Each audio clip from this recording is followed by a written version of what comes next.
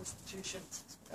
Has the ACLU refused, saying, "Oh, you're interfering with its rights"? Yeah. How would you handle that? Asking about the ACLU interfering with the inmates' rights. ACLU is an ally.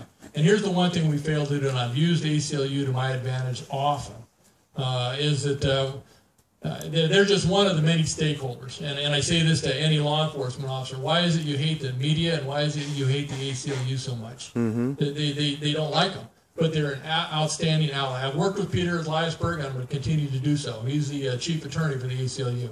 And we talk about the mental health issues and moving them out to the right reasons. He doesn't have an issue with that because he, too, and the ACLU believes that they do not need to be locked up into the largest mental health hospital, which is Twin Towers, in the entire United States.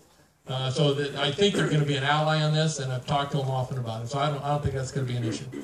Hey, Bob, I would like to just comment on that. I have a fiance here who works with a lot of mentally disturbed people who come through the jails. And even the officers aren't trained to be able to deal with people like that. I mean, they just in and out or go from one cell to another.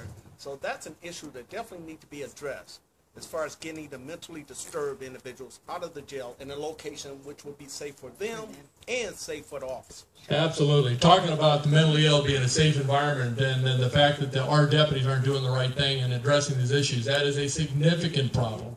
And part of it is that it's a very unique person that can deal with mentally ill constantly. I mean, we need to go ahead and make sure that this training, that we address these particular trainings and teach them properly and extensively.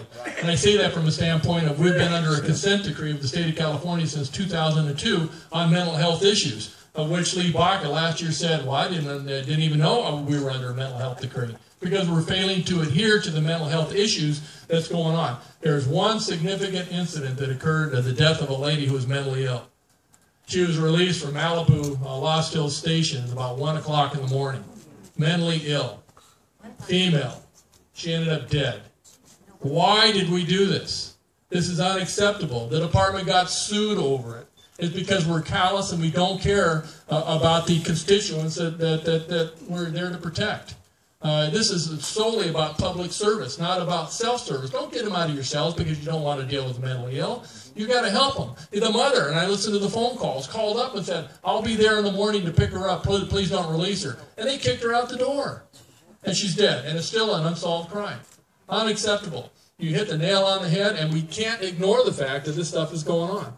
But it takes a very significant, compassionate person. And I'm hoping, and eventually all my deputies will be that way, because we need to go ahead and have this as a public safety issue. Question?